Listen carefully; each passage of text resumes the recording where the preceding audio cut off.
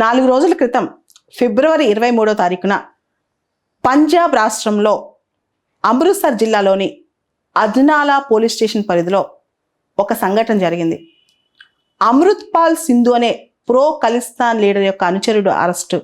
అతని విడుదల కోసం అక్కడ వందల కొద్ది ప్రజలు ర్యాలీగా వెళ్ళి ఆ అజ్నాలా పోలీస్ స్టేషన్ దగ్గరికి ఆ వీడియో అనేది చాలా వైరల్గా మారిపోయింది. అసలు ఒక ప్రో ఖలిస్తాన్ అనుచరుడు కోసం ఎందుకు అంతమంది ప్రజలు అక్కడికి వెళ్ళారు? ముఖ్యంగా అమృత్సర్ జిల్లా అజ్నాలా పరిధి అంటే ఆ పోలీస్ స్టేషన్ పరిధి ఆ దగ్గరలో పాకిస్తాన్ బార్డర్ ఉంది. అది చాలా సెన్సిటివ్ ప్రాంతం అనమాట. అటువంటి ప్రాంతంలో ఇంత పెద్ద ర్యాలీ ఎలా జరగగలిగింది అనే దాని మీద చాలా న్యూస్ వస్తుంది.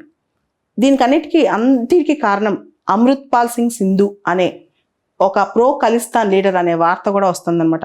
అతని వయసు 29 మాత్రమే. అతని మాట అంటే అమృత్పాల్ సింధు అనే పేరు ఈ మధ్య పంజాబ్ పొలిటికల్ సర్కిల్స్లో చాలా ఎక్కువగా వినిపిస్తోంది. ఇతన్ని మీడియా వాళ్ళు భింద్రన్వాలే 2.0గా అభివర్ణిస్తున్నారు కూడా. ఇది భారతదేశంలో 1980 దశకంలో జరిగిన ఒక సపరేటిస్ట్ మూవ్మెంట్కి సంబంధించిన వ్యక్తి జర్నైల్ సింగ్ భింద్రవాలా. ఇతని గురించి అసలు ఈ జర్నైల్ సింగ్ భింద్రవాలా ఎవరు, ఆపరేషన్ బ్లూ స్టార్ ఏంటి, ఇప్పుడు ప్రస్తుతం ఈ అమృత్పాల్ సింగ్ సింధు ఏం చేస్తున్నారు, వీటి మీద మనం తెలుసుకోవాల్సిన ఆవశ్యకత ఎంతైనా ఉంది. భారతదేశంలో స్వతంత్రం రాకముందు 562 సంస్థానాలు ఉండేవని. పంజాబ్ది ప్రత్యేకమైన సంస్థానం. అయితే ఈ పంజాబ్ అనేది సపరేట్ దేశంగా ఉండాలి అనే కాన్సెప్ట్ అనేది ఇప్పుడు వచ్చింది కాదు. 1940స్లో మనకి స్వతంత్రం రాకముందు వచ్చిన కాన్సెప్ట్ అనమాట. అయితే 1947లో మన దేశ విభజన జరిగినప్పుడు పంజాబ్లో కొంత ప్రాంతం పాకిస్తాన్కి, కొంత ప్రాంతం భారతదేశానికి రావటం జరిగింది. ముఖ్యంగా అప్పట్లో ఉన్న పంజాబ్ రాజ్యం క్యాపిటల్ లాహోర్ పాకిస్తాన్కి వెళ్ళిపోయింది. అలానే గురునానక్ బర్త్ ప్లేస్ నన్కనా సాహెబ్ పాకిస్తాన్లోనే ఉంది.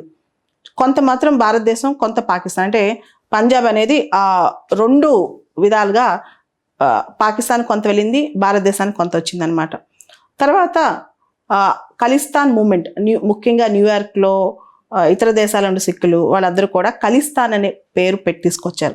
అసలు ఈ ఖలిస్తాన్ అంటే సిక్కులు కల్సా అంటే సిక్కుల పరంపర, ఒక ఆర్డర్ అనమాట. వాళ్ళ పరంపరకు సంబంధించిన ఆ కల్సా అనే పేరుతోని ఖలిస్తాన్ మూమెంట్ అనే ఒకటి వచ్చిందనమాట.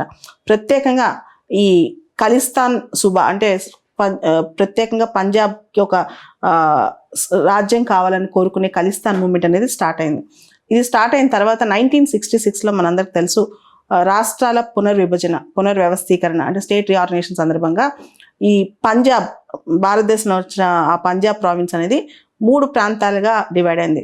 అంటే ఎక్కువగా హిందీ స్పీకింగ్ హిందూస్ ఉండే ప్రాంతాలు హిమాచల్ ప్రదేశ్, హర్యానా అటు వెళ్ళిపోయాయి. తర్వాత పంజాబ్ అంటే పంజాబీ స్పీకింగ్ సిక్కులు ఎక్కువ ఉండే ప్రాంతం పంజాబ్గా వచ్చిందనమాట. అంటే కొంత హిమాచల్ ప్రదేశ్ గాను, కొంత హర్యానా గాను, కొంత పంజాబ్ గాను 1966లో ఈ పునర్వ్యవస్థీకరణ జరిగింది. ఆ తర్వాత 1973లో ఆనందపూర్ రెజల్యూషన్తో ఒక తీర్మానం తీసుకొచ్చారు. ఆ రెజల్యూషన్ ఏంటంటే పంజాబ్ రాష్ట్రానికి జమ్మూ కాశ్మీర్కి ఇచ్చిన స్పెషల్ స్టేటస్ ఉంది కదా, అంతకంటే కూడా బెటర్గా ఒక ప్రత్యేకమైన ప్రతిపత్తిని ఇవ్వాలని చెప్పి కోరుకున్నారు. కానీ ఇది భారతదేశ సెంట్రల్ గవర్నమెంట్ ఒప్పుకోలేదు. అప్పటి నుంచి కూడా ఖలిస్తాన్ అనే డిమాండ్ పంజాబ్లో పెరుగుతూ వచ్చింది. 1978-79 వచ్చేసరికి ఇది ఒక మిలిటెన్సీ రూపంలోకి, అంటే ఒక ఉగ్రవాదం, వేర్పాటువాదం రూపంలోకి వచ్చేసింది అనమాట. ముఖ్యంగా తర్వాత దీనికి ఒక లీడర్ వచ్చారు, జర్నైల్ సింగ్ భింద్రవాలే అని చెప్పి. సో అక్కడి నుంచి మిలిటెన్సీ వచ్చి అక్కడ వాయిలెన్స్, విప్లవం రూపంలో రావటం స్టార్ట్ అయింది. ఈ మొత్తం ఎపిసోడ్కి అక్కడ రాజకీయ అనిశ్చితి కూడా బాగానే తోడైంది. ముఖ్యంగా అక్కడ బలమైన జాట్ సిక్ నాయకుడు అధికారంలో లేకపోవటం, దాంతోపాటు కేంద్ర ప్రభుత్వం చాలా ఫ్రీక్వెంట్గా ఆర్టికల్ 356 వాడి అక్కడ వీక్ గవర్నమెంట్స్, పప్పెట్ గవర్నమెంట్స్ని తీసుకురావటం, దాంతోపాటు అక్కడ పొలిటికల్గా చాలా అనిశ్చితి నెలకొనటం కూడా ఈ రెవల్యూషన్, టెర్రరిజం ఈ ఆలోచనలకి ఎక్కువగా ఊతమిచ్చాయని చెప్పొచ్చు. అప్పట్లో ఒక నాయకుడు బయలుదేరాడు, ఆయనే జర్నైల్ సింగ్ భింద్రవాలా. ఈయన పరిస్థితి ఏంటంటే అక్కడ పంజాబ్లో అమృత్సర్లో ఉన్న స్వర్ణ దేవాలయాన్ని స్థావరంగా తీసుకుని సిక్కులందరినీ ఏకం చేసి పంజాబ్ రాష్ట్రానికి స్వయం ప్రతిపత్తి, ఒక అటానమీ తీసుకురావటం. పెద్ద పెద్ద కాలమ్నిస్టులు శేఖర్ గుప్తా గారు లాంటి వాళ్ళు కూడా రాసింది ఏంటంటే జర్నైల్ సింగ్ భింద్రవాలా తన జీవిత కాలంలో ఎప్పుడు కూడా ఖలిస్తాన్ అనే మాట ఉచ్చరించలేదంట. ఆయన శేఖర్ గుప్తా గారు చేసిన ఇంటర్వ్యూలో కూడా బింద్రవాల చెప్పిన మాట ఏంటంటే, ఖలిస్తాన్ ఇస్తానంటే మేము యాక్సెప్ట్ చేస్తాం, ఇందిరాగాంధీ ప్రభుత్వం మా ఖలిస్తాన్ ఇస్తానంటే, కానీ మేము కోరుకునేది అటానమీ, స్వయం ప్రతిపత్తి కోసం మొదట మా పోరాటం అని మాట్లాడారంట. సో కానీ వీళ్ళు చేసిన మేజర్ థింగ్ ఏంటంటే ఆయుధాలు తీసుకెళ్ళటం, రెవల్యూషన్స్ మీద ఎక్కువ దృష్టి పెట్టడం, దానిలో ఇండాక్ట్రినేషన్ మీద ఎక్కువ ప్రోత్సహించడం, ఇవన్నీ ఆ టైంలో 1982, 83, 84 ఆ టైంలో ఎక్కువగా జరిగిన అంశాలన్నమాట పంజాబ్ రాష్ట్రంలో. అదే టైంలో అప్పుడున్న ప్రకాష్ సింగ్ బాదల్ ప్రభుత్వాన్ని కేంద్రంలో అధికారంలో ఉన్నంటే అప్పుడున్న అకాలీదళ్ ప్రభుత్వం, మనందరూ తెలుసు అక్కడ అకాలీదళ్ అనేది చాలా పాపులర్ పొలిటికల్ పార్టీ అని పంజాబ్లో. అకాలీదళ్ చీఫ్ మినిస్టర్ అప్పట్లో ప్రకాష్ సింగ్ బాదల్ అనమాట. ఆయన ప్రభుత్వాన్ని కొలదోసేసి కేంద్ర ప్రభుత్వం ఆర్టికల్ 356 కూడా ఆయన పైన వాడారనమాట. అంటే ప్రెసిడెంట్స్ రూల్ కూడా అక్కడ విధించారు. అప్పటి నుంచి పెరుగుతున్న వేర్పాటువాదం, సిక్కు ఉగ్రవాదాన్ని రూపుమాపటానికి అమృత్సర్లోని స్వర్ణ దేవాలయంలో కూర్చున్న జర్నైల్ సింగ్ అతని టీంను అంతమొందించడానికి అప్పట్లో ఇందిరాగాంధీ గారి ప్రభుత్వం ఆపరేషన్ బ్లూ స్టార్ అని చెప్పి సైనిక చర్యలు లాంచ్ చేసి స్వర్ణ దేవాలయంలోకి సైనికులను పంపించి సిక్ టెర్రరిజంని రూపుమాపడానికి ప్రయత్నం చేసింది. మనందరికి తెలుసు 1984లో ఆపరేషన్ బ్లూ స్టార్, అది సక్సెస్ఫుల్. జర్నైల్ సింగ్ బింద్రవాలే చనిపోయారు. ఇదంతా కూడా అప్పట్లో న్యూస్ పేపర్స్లో బాగా ప్రాచుర్యంలోకి వచ్చింది. ఆ తర్వాత దానికి ప్రతీకార చర్యగా అక్టోబర్ 31, 1984, అక్టోబర్ 31, 1984 ఇందిరాగాంధీ అసాసినేషన్, తన యొక్క సొంత బాడీ గార్డ్స్ అంటే సత్వంత్ సింగ్, బియాన్ సింగ్ వాళ్ళ చేతిలోనే ఆవిడ హతం అవటం. ఆ తర్వాత దేశవ్యాప్తంగా ముఖ్యంగా నార్త్ ఇండియాలో సిక్కుల పైన ఊచకోత జరగటం, యాంటీ సిక్ రాయిట్స్ అని చెప్పి ఈవెన్ పాపులేషన్ రిజిస్టర్ కూడా చూసి ఎక్కడెక్కడ సిక్కులు ఉన్నారో వాళ్ళందరినీ చంపేయటం, అమాయకులైన సిక్కులు కూడా చనిపోవటం జరిగిందనమాట ఈ యాంటీ సిక్ రైట్స్లో. ఆ తర్వాత పంజాబ్లో జరిగిన అల్లర్లు, తర్వాత కంప్లీట్ వేర్పాటువాదం, టెర్రరిజం, మిలిటెన్సీ ఇవన్నీ కూడా దాదాపు 1985 నుంచి 1993 వరకు కంటిన్యూస్గా జరుగుతూనే ఉన్నాయి. దాన్ని పంజాబ్లో నార్మల్సీ తీసుకురావడానికి దాదాపు 15-20 సంవత్సరాలు పట్టింది. ఇంకా పంజాబ్లో ఖలిస్తాన్ మూవ్మెంట్ అనేది ముగిసిన చాప్టర్, అంటే ఇంకా కంప్లీట్గా కంట్రోల్ అయిపోయింది అనుకున్న తరుణంలో 2020 నుంచి మళ్ళా ప్రో ఖలిస్తాన్ ప్రొటెస్ట్లు, ప్రో ఖలిస్తాన్ మూమెంట్స్, ఖలిస్తాన్ అనే టాక్ ఇవన్నీ రావటం జరిగింది అనమాట. అంటే ఇప్పుడు కొత్తగా ఒక లీడర్ 29 సంవత్సరాల అబ్బాయి అమృత్పాల్ సింగ్ సంధు అనే వ్యక్తి ఖలిస్తాన్ ముగిసిన చాప్టర్ కాదు, ప్రతి పంజాబీ దీని గురించి, ప్రతి సిక్ పంజాబీ దీని గురించి రెగ్యులర్గా మాట్లాడుకుంటూనే ఉంటారు.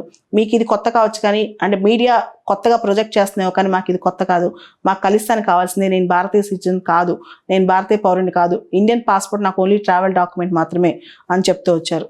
భారతదేశంలో సిక్కుల యొక్క పాపులేషన్ 2%. ఎక్కువ మంది అదే ప్రాంతంలో, పంజాబ్ ప్రాంతంలోను, అతి కొద్ది మంది మిగతా ప్రాంతాలు, ముఖ్యంగా అక్కడున్న హర్యానా, పక్కపక్కన హిమాచల్ ప్రదేశ్, రాజస్థాన్ చుట్టుపక్కల ఉన్నారు. అసలు ఈ ఖలిస్తాన్ అనే ప్రాంతం భూభాగం ఎంతటిది అంటే, కొంతమంది కేవలం పంజాబ్ అంటున్నారు, కొంతమంది లాహోర్, నన్కనా సాహెబ్ అంటే పాకిస్తాన్లో కొంత భూభాగం, దాంతోపాటు హర్యానా, హిమాచల్ ప్రదేశ్, రాజస్థాన్లో కొంత భాగం, ఇవన్నీ కూడా అంటున్నారు అనమాట. ఓవరాల్గా ఖలిస్తాన్ అంటే ఎంత ప్రాంతం అంటే మేజర్గా ప్రస్తుతం మన పంజాబ్ అని చెప్పుకోవచ్చు. దాంతోపాటు ఈ ఖలిస్తాన్ మూమెంట్కి పాకిస్తాన్ సపోర్ట్ చాలా ఉంది. కావాలనే పాకిస్తాన్ ఐఎస్ఐ వాళ్ళు దీన్ని ప్రమోట్ చేస్తున్నారని చెప్పేవాళ్ళు లేకపోలేదు. ఖచ్చితంగా ఇండియాలో కొంత ఇన్స్టెబిలిటీ తేవడం అనేది పాకిస్తాన్కి ఇప్పుడు చాలా అవసరం. ఈ ఖలిస్తాన్ మూమెంట్ మళ్ళా ఊతం అందుకోవడానికి ఒక ప్రధానమైన కారణం వారీస్ పంజాబ్ దే అనే ఒక సిక్ ప్రెషర్ గ్రూప్ కూడా. ఈ ప్రెషర్ గ్రూప్ అనేది దీప్ సిద్ధు అని చెప్పి ఒక యాక్టర్ టర్న్డ్ యాక్టివిస్ట్ స్టార్ట్ చేశారు. ఈయన పేరు మనం చాలాసార్లు విన్నాం, ముఖ్యంగా ఫార్మ్ బిల్స్ ప్రొటెస్ట్ విషయంలో. తర్వాత రెడ్ ఫోర్ట్ దగ్గర ఖలిస్తాన్ ఫ్లాగ్ హాయిస్ట్ చేశారని ఒక అభియోగం. ఇవన్నీ లాస్ట్ ఇయర్ ఈయన చనిపోయారు, దీప్ సిద్ధు అనే ఆయన. ఈయన చనిపోయాక ఈ వారీస్ పంజాబ్ దే అనే సంస్థకి లీడర్షిప్ వాక్యూమ్ వచ్చిందన్నమాట, అక్కడ లీడర్ లేరు. దాంతో గత సెప్టెంబర్లో దస్తర్ బందీ జరిగింది, అంటే ఒక కరోనేషన్, ఒక టర్బన్ సెరమనీ అనమాట. వారీస్ పంజాబ్ దేకి అమృత్పాల్ సింగ్ సంధుని చీఫ్గా చేస్తూ ఆ సెరమనీ జరిగింది. ఆ సెరమనీ కూడా ఎక్కడ జరిగింది, దాని విశిష్టత కూడా మనం తెలుసుకోవాలి.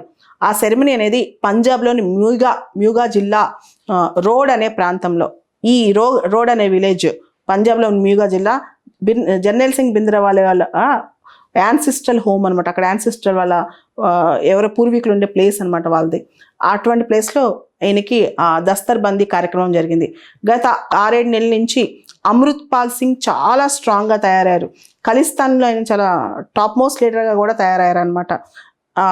మనం చూస్తే జర్నల్ సింగ్ భింద్రవాలేకి ఈయనకి కొంత తేడా కూడా కనిపిస్తుంది. జర్నల్ సింగ్ భింద్రవాలే కొంతవరకు మోడరేట్, అంటే మరి పూర్తి స్థాయిలో ఖలిస్తాన్ అనే మాట ఎప్పుడూ ఆయన మాట్లాడలేదు. కానీ ఈయన డే 1 నుంచి కూడా అమృత్ పాల్ సింగ్ సంధు డే 1 నుంచి కూడా ఖలిస్తాన్ అనే మాట చెప్తూనే వచ్చారు. అది తప్పేమి కాదన్నారు. వాళ్ళు అసలు ఇండియన్ సోవనిటీనే ఒప్పుకోవట్లేదు. ఈవెన్ దీప్ సిద్ధు కానీ ఈయన కానీ ఇద్దరు కూడా భారతదేశ సార్వభౌమాధికారం కింద వాళ్ళు ఉన్నామనే మాట ఒప్పుకోవట్లేదు. They believe in Khalsa sovereignty, they believe in Sikh sovereignty అనమాట. మాది సపరేట్ దేశం అనే కాన్సెప్ట్లోనే వాళ్ళు ఉన్నారు. దాంతోపాటు ఈ మధ్య మనం గమనిస్తే ఇప్పుడు ట్రెండ్స్ కూడా చూస్తే ఆయన ఒక మాట అంటారు, అమృత్ పాల్ సింగ్ సంధు, వీఆర్ 150 years నుంచి మనం స్లేవ్స్లోనే ఉన్నాము. ఫస్ట్లో మనం బ్రిటిష్ వాళ్ళకి బానిసలుగా ఉన్నాం, తర్వాత ఇప్పుడు హిందువులు బానిసలుగా ఉన్నాం. సిక్కులు ఎవరికి బానిసలు కాదు, వాళ్ళ ఒక్క మార్గమే వాళ్ళు పాటించాలి, కల్సా అనే మార్గం అని నమ్ముతున్నారు. సో ఈ అమృత్ పాల్ సింగ్ సంధు ఇప్పుడు చాలా వార్తల్లో ఉన్నారు. ఈ వార్తలు కూడా ఎంత ఎక్స్ట్రీమ్గా వెళ్తున్నాయంటే ఈయన భిన్నవాలే 2.0 ఈయన ఎక్స్ట్రీమ్ అని కూడా చాలా మంది అంటున్నారు. అంటే భింద్రవాలే కన్నా కూడా ఈయన ఎక్స్ట్రీమ్గా ఆలోచిస్తున్నారు. ఆయన దాన్ని తప్పని కూడా ఏమనుకోవట్లేదు. ఈ మొత్తం ఎపిసోడ్ ఎటు దారి తీస్తుంది అనే దాని మీదే పెద్ద చర్చ జరుగుతుందన్నమాట. సో ఇప్పుడు గవర్నమెంట్ దీనిపైన ఎటువంటి నిర్ణయం తీసుకోబోతుంది? ఇది కేవలం లా అండ్ ఆర్డర్ సమస్య, అంటే పంజాబ్ రాష్ట్రంలో ఒక లా అండ్ ఆర్డర్ సమస్య, లేదా దేశ భద్రత సమస్య అనే క్వశ్చన్ కూడా వస్తుందన్నమాట. ఇప్పుడు కొత్త ప్రశ్న ఏంటంటే 1980 దశకంలో మనం చూసిన టెర్రరిజం, ఏదైతే సిక్ వేర్పాటువాదం, హింస ఉందో అది మళ్ళా మనం చూడబోతున్నామా? అది తలుచుకుంటేనే ఒక భయానకంగా అనిపిస్తుంది. అసలు దీని అంతటికీ కారణం ఎవరనే క్వశ్చన్ కూడా వస్తుంది. కొంతమంది వాదన ఏంటంటే కొన్ని రాజకీయ పార్టీలు స్వార్థ ప్రయోజనంతో, అంటే పోలరైజ్ చేయడానికి, హిందూ ఓట్స్ని కన్సాలిడేట్ చేసి సిక్ ఓట్స్ని సపరేట్ చేయడానికి, పోలరైజ్ చేయడానికి ఈ ప్రయత్నాలన్నీ చేస్తున్నాయి కేవలం రాజకీయ ప్రయోజనాల కోసమని. ఇంకొంతమంది అంటున్నారు కాదు, ఇండియాని ఇంకా ఎక్కువగా పోలరైజ్ చేస్తూ పోతే కనుక అసలు ఈ సపరేటిస్ట్ మూమెంట్లకి ఊతం అందిస్తూ పోతే ఎవరి ఇంట్రెస్ట్ వాళ్ళు చూసుకోవచ్చు అని. ఫైనల్గా ఇక్కడ ఒక క్వశ్చన్, ఇది కనుక పెరుగుతూ పోతే మనందరికీ తెలుసు సిక్కులు ఎంత దూరమైనా వెళ్తారు, సాక్రిఫైస్ చేయడానికి వెనకాడరు, ప్రాణ త్యాగానికైనా రెడీ అవుతారనమాట. వాళ్ళు ఎంత లాయల్గా ఉంటారు, అదే టైంలో అంత వాళ్ళు అనుకున్న ఆశయం కోసం, అది మంచి అయినా చెడైనా పోరాడుతూనే ఉంటారు, అది హింస అయినా సరే. సో అలాంటి పరిస్థితి వస్తే దాన్ని ఎలా కంట్రోల్ చేయగలరు? తర్వాత ఈ వేర్పాటువాదాన్ని ఎలా తగ్గించగలరు? ఇలా పోలరైజేషన్ పెరిగిపోతే భారతదేశం ఎటుపోతుంది? ఈ ప్రశ్నకి కాలమే సమాధానం చెప్పాలి.